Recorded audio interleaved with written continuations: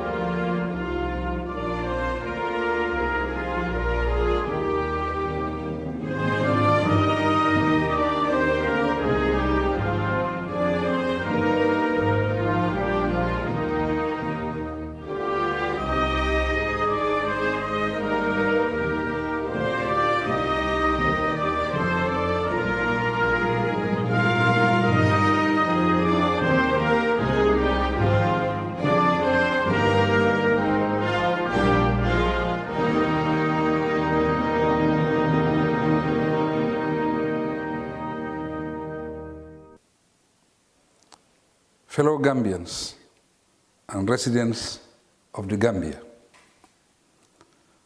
as a follow-up to my recent Korite message, I deem it urgent to address you once again on the upsurge of reported crimes in the country.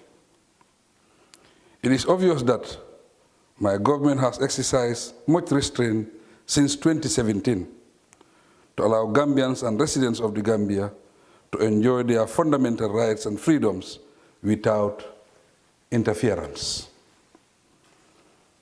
Unfortunately, it is now evident that some individuals and groups among us are taking advantage of the prevailing free and democratic environment to engage in violence-related crimes such as illegal possession of arms, robbery, burglary, rape, and various types of assaults, some of which tragically end in fatalities. This must stop, and it must stop immediately. We cannot create the necessary environment for freedom and peace to prevail, yet allow ruthless criminals to take advantage of the situation to deny our people the liberty to carry on with their normal lives freely and enjoy the serenity of their homes without fear of being attacked or robbed of their hard-earned money or property. Fellow Gambians, it is my primary duty as President and Commander-in-Chief of the Armed Forces to keep this country safe. Therefore, let me assure you all that I will discharge my responsibilities both day and night without fear, favor, ill will, or affection. My government will continue to do everything possible to boost the capacity of the Gambia Police Force and other internal security services in relation to personnel, equipment, and training in order to enhance their response capability to all threats and crimes. We are aware that the country will soon enter into a new electoral cycle, beginning with the presidential election in December of this year. This precedes the legislative and local government elections. As we all know, free and fair elections can only be held in a secured atmosphere, free from fear and intimidation.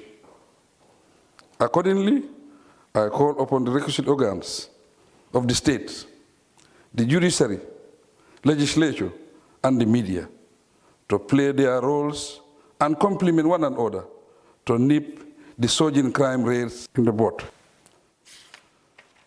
By the same token, I invite our development partners, both bilateral and multilateral, to support government efforts to provide and maintain a secure and safe environment for the upcoming election and for the well-being of everyone in the Gambia.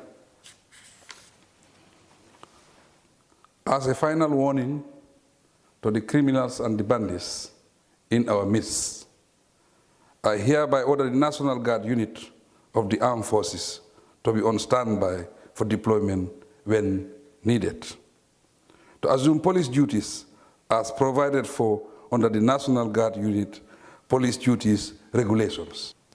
Together with all citizens, we must never allow the Gambia to be a safe haven for criminal acts and banditry. Under these circumstances, I am duty-bound to remind and call upon all well-meaning Gambians and residents of the Gambia to equally take their own security seriously. This is not about politics.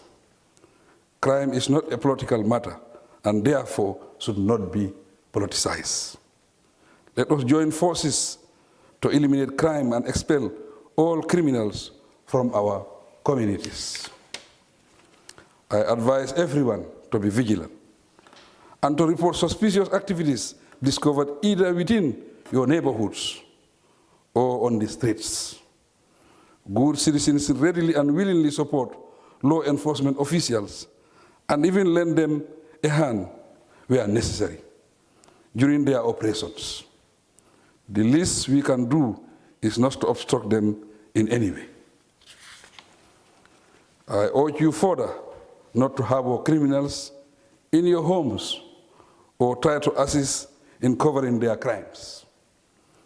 The lives and property that the law enforcement officers strive to protect by day and night belongs to us. And we do not wish to be victims of lawless criminals. Always remember that we are safer working together. Therefore, let us act together. I thank you for your kind attention. May Allah continue to bless the Gambia.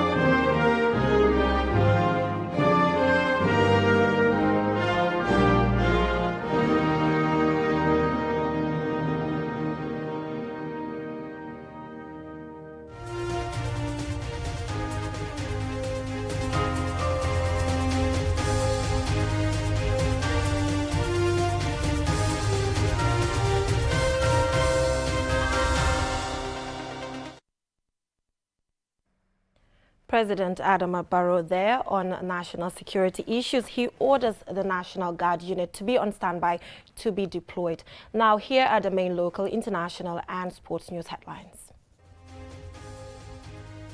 Heard from a Cameroonian who rose to become a High Court judge in the Gambia. He had some harsh words for a former Chief Justice from the Jammeh era. Contractors working on the much-anticipated OMVG stations across the country, which should provide a significant boost to the energy sector, are optimistic that works will be completed by September this year. The organizing committee of the annual National Journalism Awards, organized by the Gambia Press Union, on Saturday briefed the press on preparation for the 2021 edition to be held in September this year. 25 upper basic and secondary schools across rural regions will benefit from over $2.6 million worth of sports materials donated by United Purpose in partnership with the EU-funded TRRC project. In sports news, at this year's AFCON Beach Soccer Tournament in Senegal, the hosts and holders get off to the perfect start with an emphatic victory. Those were the main headlines, and now the news in detail. Do stay with us.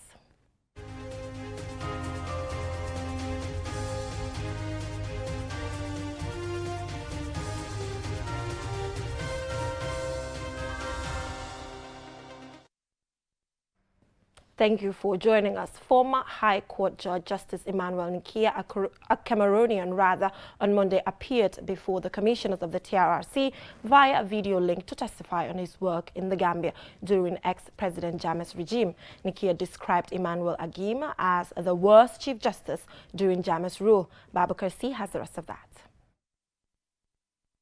Justice Emmanuel Nkia began his testimony with his education background and rising through the ranks of junior lawyer in Cameroon and later traveling to the Gambia, where he first worked with Jollof Tutors to his appointment in 2007 as a state counsel. The witness said he was later elevated to a principal magistrate in 2009 and later to the High Court bench in 2011 before another promotion to the Special Criminal Division of the High Court, and later had to resign and immediately leave the country in 2014. The threats were coming from people whom I believed had the capacity to take away my life. The witness said he has worked under 4 different judges during his time in the Gambia, but made a special mention of Justice Emmanuel Agim. The worst was Chief Justice Agim. The witness concurred with the lead counsel's suggestion that the judiciary was used as Jammeh's tool to punish those that went against him. He gave examples of cases which he presided over, including that of Alassane St. Jammeh, who was charged with giving false information to the Hajj Commission, and President Jammeh ordered him to sentence the accused. And the case of Bunsane, who the witness said the Chief Justice at the time, Agim, summoned him to inquire and dismiss the charges against Sane. Justice Nkia told the Truth Commission that he refused both orders and followed due process, leading to his termination of service, but was reinstated a week later. Justice Nkia went further to give examples of many cases in which he presided over and where he would be called by his seniors from the Chief Justice Office or State House trying to dictate him on how to either prosecute or discharge accused persons. On his resignation and fleeing the country through Senegal, Justice Nkia said a trap was set for him by the government using the NIA, and when he found out, he wrote a letter and gave it to his driver and fled to Senegal. A week later, the witness said he read an article in a newspaper declaring he was wanted. Well, I would say there are 2 that I would name very, very immediately. Yankuba Baje, Idrissa Job. I would not like to call a third name. And where would you rank Chief Justice Agim? Chief Justice Agim, I think he should fall around the 3rd or the 4th. Justice Emmanuel Nkia ended his testimony by clarifying that he has been writing letters to President Jammeh while in Cameroon, praising Jammeh on his work and development, but he really didn't mean them, as he was trying to help his former orderly, who was in exile in Senegal and was writing to Jammeh to plead with him for mercy. Babakar C, Qtv News. Contractors working on the OMVG stations across the country have expressed optimism that works will complete later September this year. They made this disclosure to the Ministers of Energy and Environment and senior OMVG officials during a media site visit on Sunday. And Sumana Esonyasi has the rest of that. First conceived in June 1978, the OMVG project aims to override the seemingly unending energy problems that beset the Gambia and her neighbors.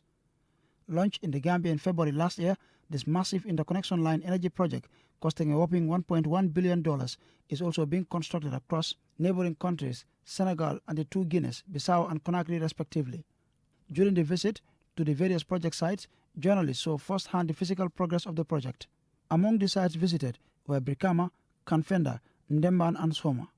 Beginning at the Soma substation, where project contractors and OMVG officials took journalists on a conducted tour of the facility, which they say is 80% complete. Speaking to journalists, the governor of LRR, Rohijan Manjang, commended government for their continuous commitment to ensuring the successful completion of works. And she highlighted the economic significance and impact such a project will have in her region. I cannot say nothing more to say that we thank God for this opportunity. This is the most important foundation for the Gambia to step on the path to sustainable development. Agriculture, all the other projects that we are talking about, you cannot name it. Even education, go with the list, will depend on sustainable energy supply. From Jara Soma, The team also visited the Tanaf Soma and Soma Birkilan sites before going to Biam and finally the Brikama substation, where the team was received by the governor for East Coast Region, Lamin Sane, who called on the people of East Coast Region, especially those affected by the project, to support as they will be fully compensated. OMVG officials revealed that out of 250 towers, 224 have already been erected, adding that works are expected to complete in September this year and will hopefully be commissioned in October. Speaking to journalists, the Ministers of Energy and Environment, Fafa Sanyang and Lamin Diba, both expounded on the importance of the project and expressed satisfaction with the progress of works. We have been monitoring this project for a long time since it started, and we're monitoring the progress. So this particular tour, we've seen that we are almost coming to the final stages, and it looks like everything will work by October, will complete. This, we have opened a special account where OMVG has paid a token sum of money to allow us to regenerate some of the lost trees that we have lost during the process, and those are some of the environmental concerns. Nani Juara, NAWEC Managing Director, and Ababakar Ndau, OMVG Secretary General, expressed optimism that once completed, the project will help end energy supply problems within the sub-region. Officials also revealed that over $17 million has already been paid as compensation to people affected by the project, adding that Gambians can look forward to experiencing a great improvement in the energy sector through this project with the supply of electricity from dams across neighboring countries. The Gambia River Basin Development Organization, OMVG, is a sub-regional basin organization that aims to create a rational and harmonious exploitation of the common resources of the Gambia, Kayanga-Jiba, and Koliba-Kurubal River basins. Ansmane Sonyasi for Qtv News.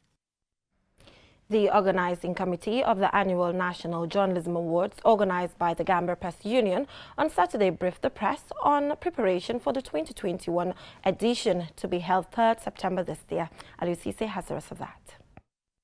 The National Journalism Awards is the highest journalism awards in the Gambia and is organized by the Gambia Press Union. It honors and celebrates courage and excellence in Gambian journalism in all types of media. In 2016, the Gambia Press Union conceived the idea of organizing the event, which it has done annually ever since. Jainaba Nyangjai, a veteran broadcaster and chairperson of the awards organizing committee, said the award is open to all Gambian journalists working for registered Gambian-based media outlets and platforms. Stories produced between the 1st of January 2020 to the 31st of December 2020 on Gambian registered media outlets are eligible for entry. Please note that opinion and articles, advertorials, works produced under contract for commercial promotion, and newsletter issues or articles are not eligible. In 2020, the award categories were cut down to 14 regular awards and 2 special awards due to the impact of the COVID-19 pandemic on the hosting of the awards. The special awards were reserved for the GPU, while the regular awards were open to all Gambian journalists. Considering what the award committee described as the giant strides registered in containing the spread of COVID-19 in the Gambia, 18 categories are available for this edition. The respective categories are as follows: Business and Finance Reporting Award, Sports Reporting Award, Environment, Investigative, Health and Medical Reporting, Women's Reporting, Children's Reporting, Travel and Tourism Reporting Award, Culture, Arts and Entertainment Reporting Award, Agriculture Reporting Award, Political Reporting, Human Rights Reporting, Legal Affairs Reporting, Photojournalism, Journalist of the Year, Television Station of the Award of the Year, Radio Station of the Year, Community Radio, Community or Rural Radio of the Year.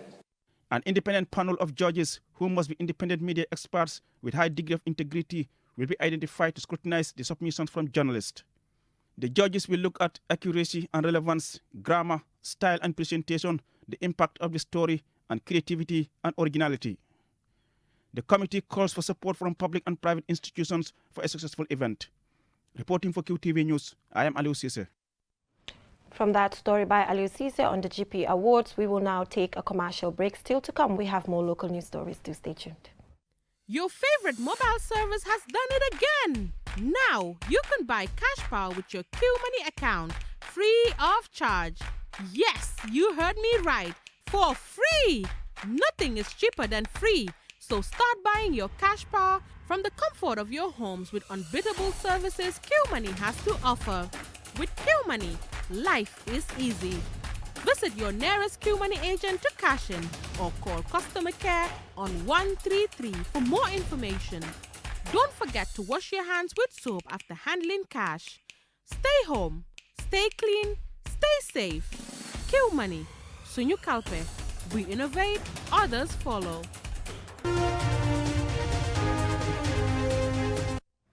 Welcome back from that short commercial break. If you're just tuning in, this is QTV News and I am Jenna Bosonko, still on local news stories. Now, 25 upper basic and senior secondary schools across rural regions will benefit from over $2.6 million worth of sports materials donated by United Purpose in partnership with the EU-funded TechFi project. The donation received by MOPSI is aimed at promoting school sports and dialogue irregular migration. Ajibin Drame has the rest of that. Irregular migration is one of the most pressing issues of our time, affecting the largest segment of the youthful population. According to the IOM, over 35,000 Gambians arrived in Europe by irregular means between 2014 and 2018. The items and cash include basketballs, footballs, jerseys and other sports paraphernalia worth $2.6 million and a cash amount of $1.8 million for facilities. Beidi C, Social Cohesion Assistant and Project Manager at United Purpose, says the project is of importance to discourage the trends of irregular migration using sports, starting from the grassroots. One of our thematic areas of our project is the reduction of migration, of illegal migration. You know, of course, we cannot stop migration. That is a natural process. But we want to discourage the things like the back way. It's really damaging to our country. All of this, what we're trying to do here is to promote the youth, you know, the project, make it in the Gambia, TechFi, you know, it's really something, you know, and it's coming from my heart. I want this for our people. I want us to be able to shine here. We have talents. Mam Samba Juf, the Executive Director of Agency for the Development of Women and Children, the Gambia, says it is essential to give youth an alternative to discourage them from irregular migration. Playing sports fosters social cohesion, improves interpersonal skills, and is also a source of employment. The project tries to encourage young people, if they make a decision to migrate, they should try to use the regular way. We are not only stopping at handing over these materials. There are also plans to conduct some capacity building for students and teachers and others, so that they will be able to improve on, they will be able to see a wide range of potentials in sports. Naomi Williams, the Deputy Permanent Secretary at MOPSI, thanked the partners for their immeasurable efforts, adding that these materials will encourage sporting values in children and contribute to social development. Please be assured that these materials will be used for the purpose they are intended for. I can guarantee you that on behalf of the Permanent Secretary. I would also, at this juncture, appeal to the recipient schools to take great care of these equipment. Ismaila Essise, the president of the Gambia Secondary School Sports Association, added his voice to the discussion. If you look at the jerseys, the football jersey, the athletic jersey, basketball jersey, in fact, I will say TechFi have done everything. They have done everything for the schools. This is a dream comes true. United Purpose is an international development organization tackling poverty from the grassroots to improve lives and help people at all levels in society to help their futures. Ajibintu Drame, QTV News. Sports can discourage irregular migration. Now, the Global Youth Parliament Gambia chapter, through its West Coast Regional Committee on Saturday, held a day-long forum to engage stakeholders on irregular migration and its impacts in the Gambia. Omar P. Jallo has the rest of that. Irregular migration is one of the most pressing issues in terms of its adverse effects on youths who make up the bulk of those who travel through irregular means, particularly due to the high unemployment rate among the young. According to findings from the National Labour Force Survey by the Gambia Bureau of Statistics, GBOS, The Gambia has a population of 2.3 million people, of which 59.6% are youths, and has a 35.2% youth unemployment rate. In his opening remarks, the regional coordinator of the Global Youth Parliament for the West Coast region, Kemo Fati, said young people must be included and should take the lead in the fight against irregular migration through discussions and dialogues such as this one. It is quite unfathomable sometimes when young people are still persistent, to go through the Mediterranean Sea and seek for a greener pasture, when we can do something in the Gambia here meaningfully to develop our country. But this can be done if we are also neglected as young people, if our potentials are not regarded by the authority.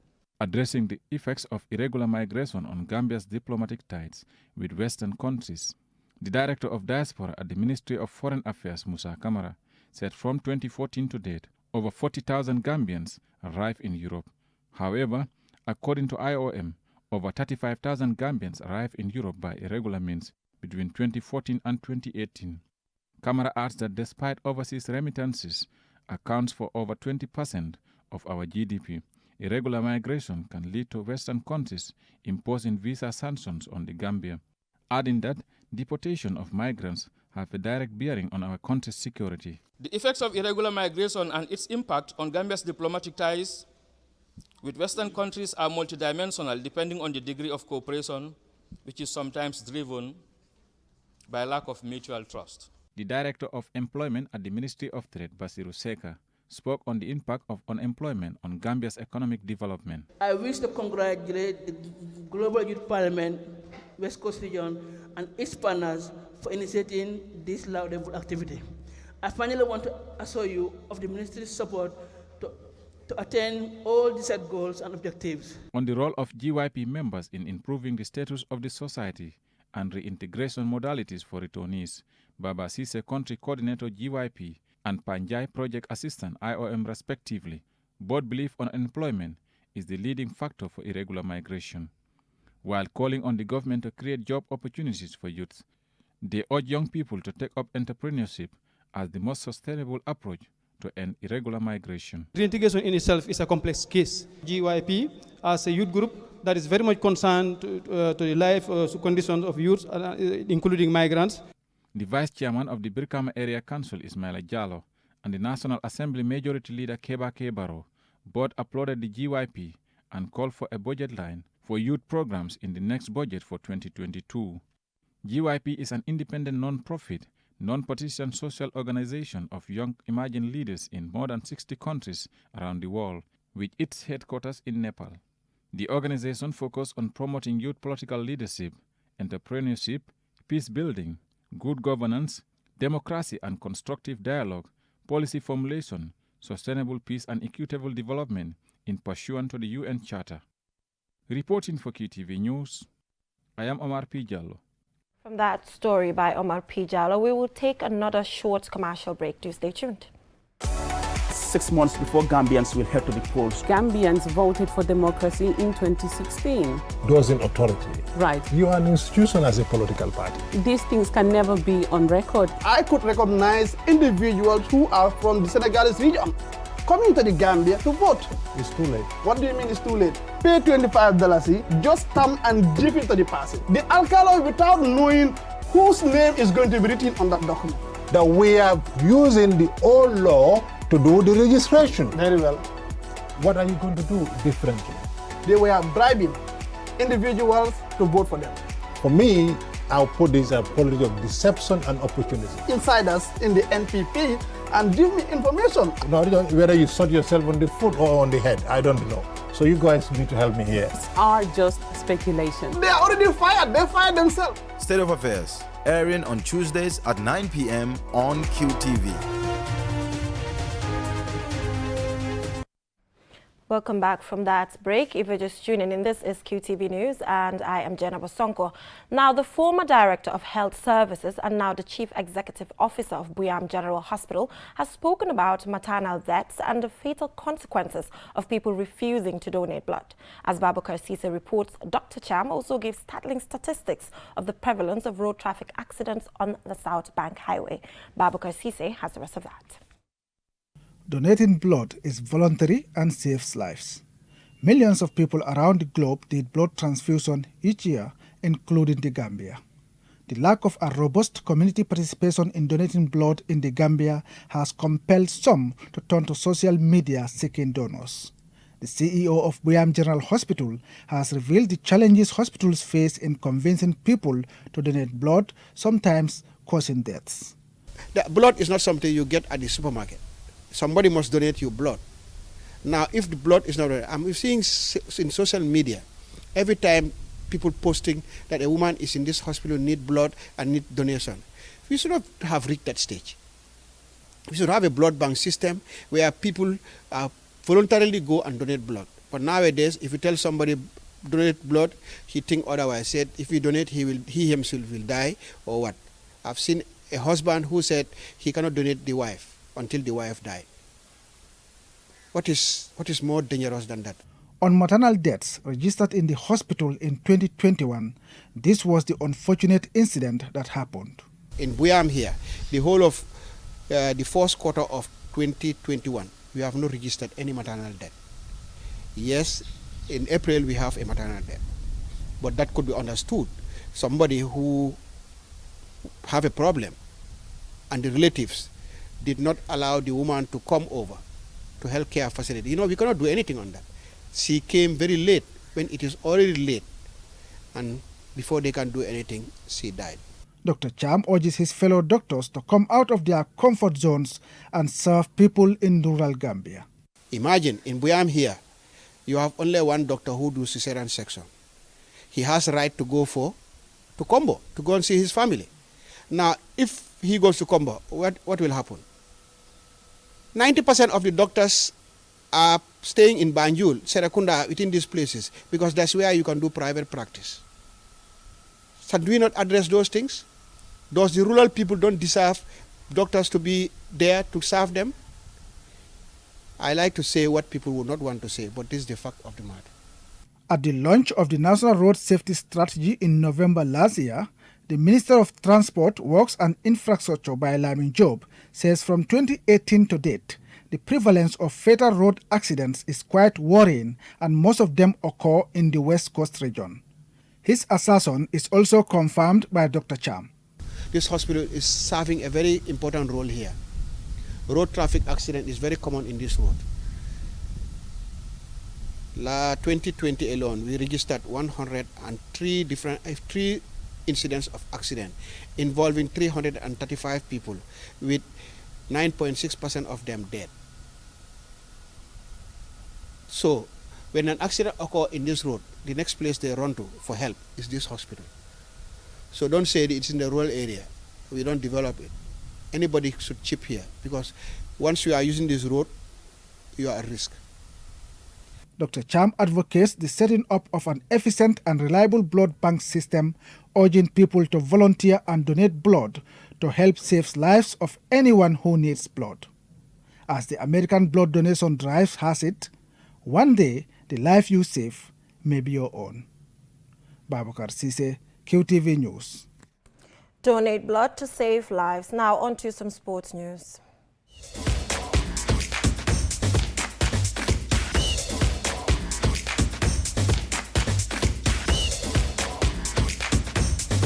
This year's AFCON beach soccer tournament in Senegal got off to the perfect start. Host and holder Senegal got off with an emphatic victory. More in this report.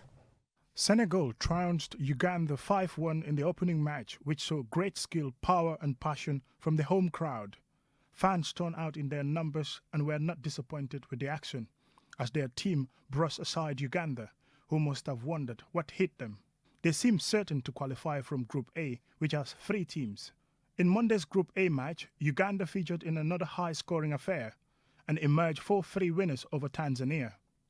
In Group B's opener, which has 4 teams, Morocco did not want to be outdone and beat Seychelles by the same score. In the first 2 periods of the game, Seychelles managed to keep the Moroccans at bay, but were buried in a late flurry of goals. Group B's other game did not only provide even more goals, it also saw the first real shock of this championship.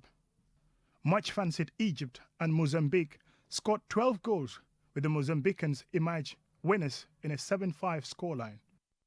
Mozambique will fancy their chances when they face Seychelles in the next match.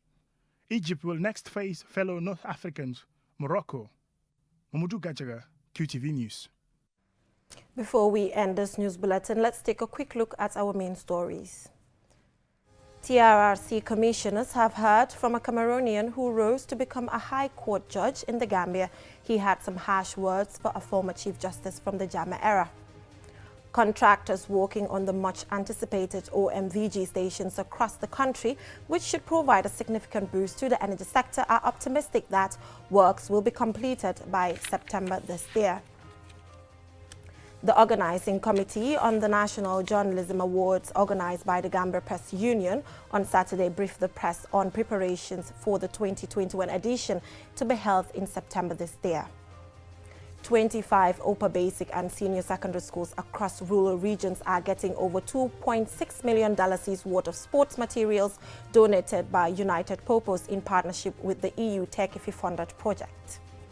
In sports news, at this year's AFCON Beach Soccer Tournament in Senegal, the hosts and holders got off to the perfect start with an emphatic victory over Uganda.